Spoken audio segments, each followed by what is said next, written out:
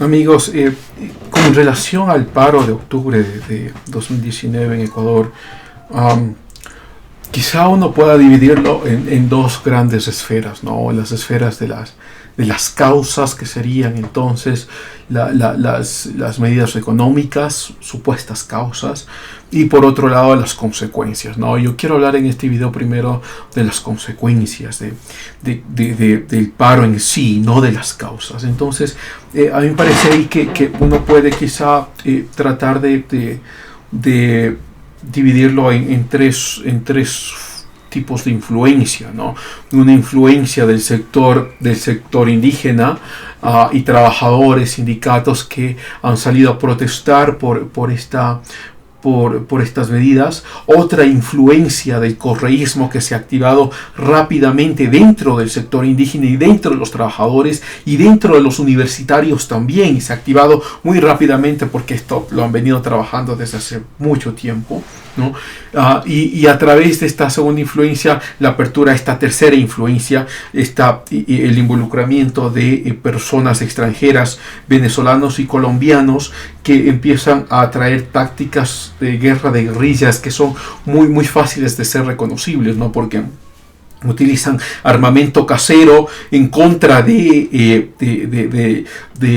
los militares o en contra de la policía, y rápidamente se replegan y se confunden y se disuelven en la población que está dentro del paro, ¿no? Entonces, cuando hay algún ataque entonces o alguna represalia del sector de las Fuerzas Armadas, es una represalia contra el pueblo, y el discurso va allá, ¿no? La represalia en contra del pueblo, pero existen entonces estos focos de violencia que salen a través de estas guerras de guerrilla, ¿no? Es decir, estos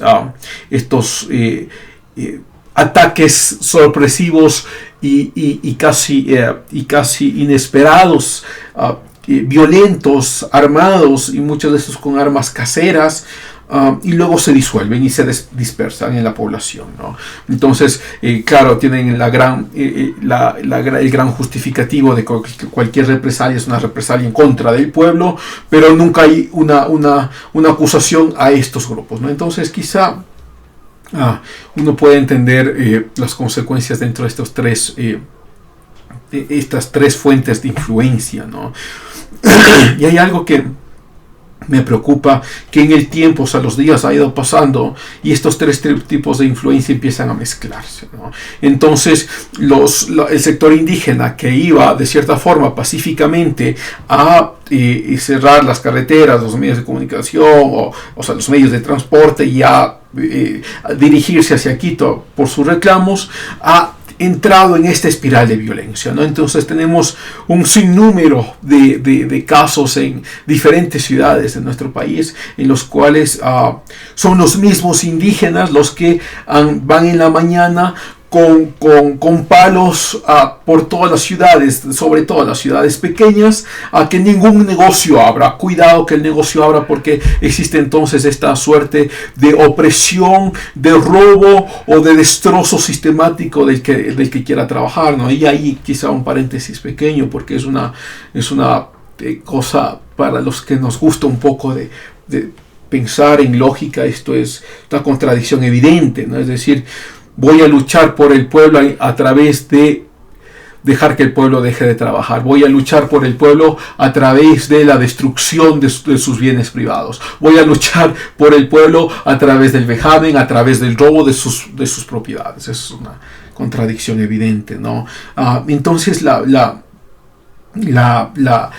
esta suerte de pensar de que estos tres focos de influencia se han ido mezclando, ¿no? Entonces, uno en principio dice que los indígenas no fueron agresivos, y ves muchos videos, y yo los he visto personalmente, de hecho, me refiero en persona, cómo son los indígenas los que van a vejar a las personas y a intimidar a las personas que sí quieren trabajar. Y ahí va a ser un detenimiento importante, porque es un punto importante.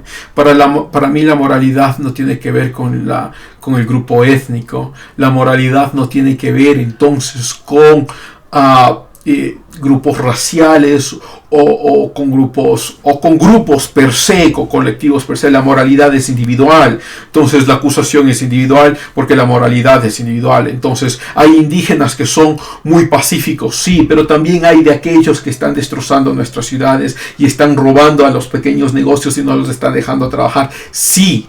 También los hay, como también hay mestizos que roban, como también hay mestizos que no roban, sí, de todo.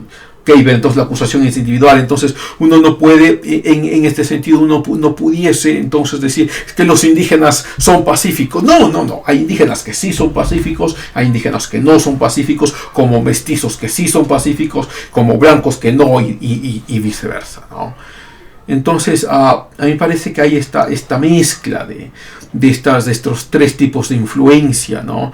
Y que rápidamente se ha dominado la idea de colectivo, ¿no? Esta idea de funcionar como una masa no pensante, como diría Gustave Le Bon, ¿no? Esta masa que en el crecimiento piensa menos y lo que aumenta es la emocionalidad y el sentimiento, ¿no? Y en este caso la emocionalidad casi romántica de una revolución, una emocionalidad casi etérea, obviamente, pero mesiánica, de pensar que estamos luchando por el pueblo. Y esa es una aberración completa, la racionalidad, ¿no?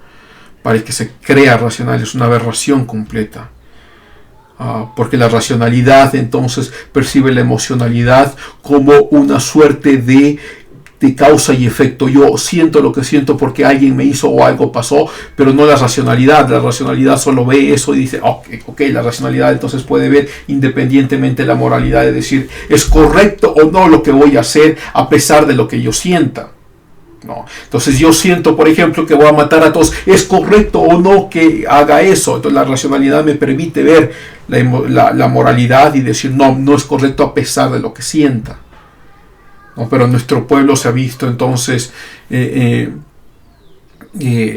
involucrado, inmiscuido en una nube de emocionalidad que se ha dispersado en la agresión, que se ha dispersado en la violencia. Y es penoso al extremo, porque el correísmo está viendo finalmente los frutos de tantos años de trabajo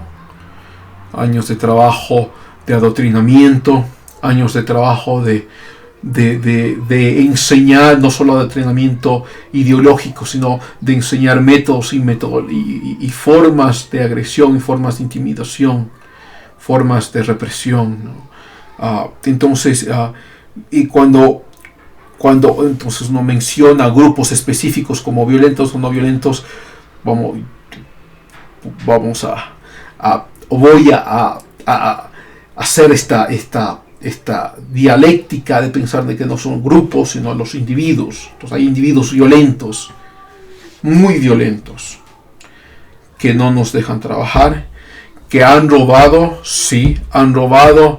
a empresas grandes como a empresas chiquitas, y a empresas que no están en videos y no están denunciados, pero personas que lo hemos visto, ¿no? Entonces me parece a mí que la degeneración civil de esta población, me refiero a Ecuador, es evidente. Es una degeneración que ha pasado muy rápidamente,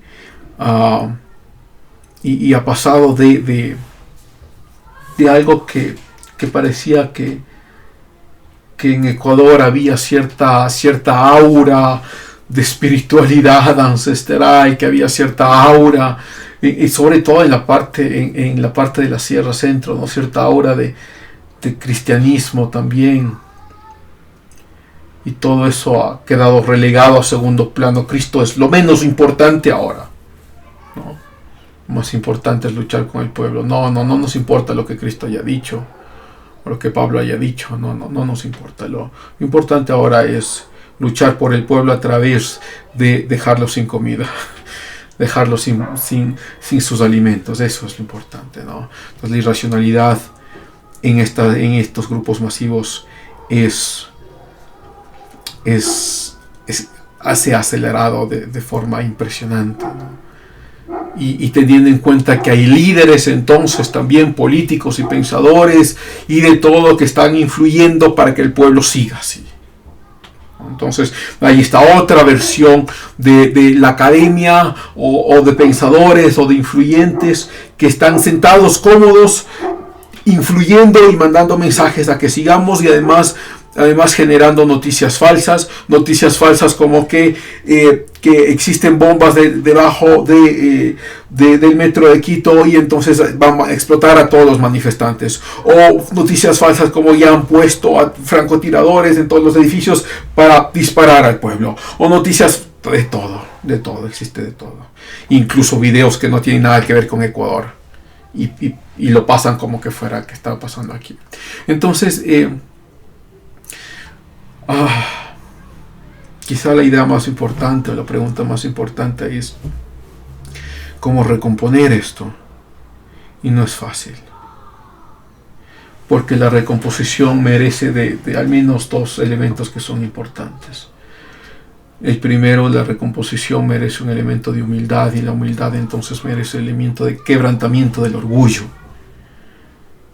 de todos los sectores, el quebrantamiento del orgullo, porque el conocimiento, igual que la sabiduría, me refiero a un conocimiento de la verdad, no un conocimiento del adoctrinamiento. Conocimiento de la verdad, igual que el crecimiento en la sabiduría, requiere de humildad. Y la humildad es únicamente posible cuando la arrogancia se quiebra, cuando el orgullo se quiebra. Y quizá es lo que estamos viviendo en este momento.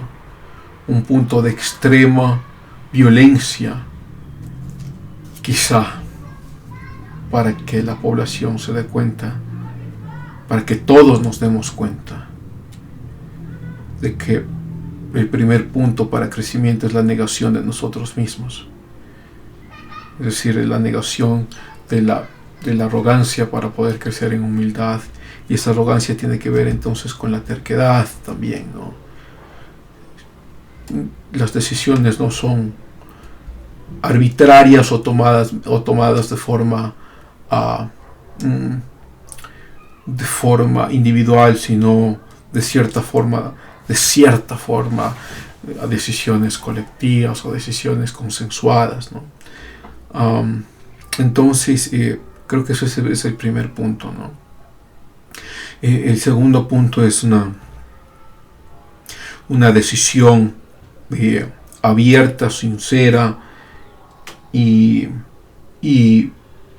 fuerte de negar la violencia y negar los parámetros de la maldad, ¿no? Yo en algunos artículos he escrito mucho sobre la filosofía de la no violencia, ¿no? Como si hubo líderes que llegaron a la independencia de la India, o que llegaron a establecer parámetros de igualdad racial, como en el caso de Martin Luther King Jr., sin coger nunca un arma, sin nunca mencionar a sus seguidores que tenemos que hacerlo a través de la violencia, a través de la revolución, sino a través de la acción activa, constante, no violenta, en la denuncia del opresor por ser opresor, y la denuncia del opresor entonces requiere el conocimiento de la verdad, porque uno denuncia la verdad, uno no puede denunciar una mentira. Y ahí nos lleva quizá a un tema un poco más escalofriante, ¿no? Y este tema es el de pensar que si el gobierno, lo que está haciendo el gobierno me refiero con las medidas económicas, está bien o no. Pero eso lo dejaremos para otro video. Muchas gracias.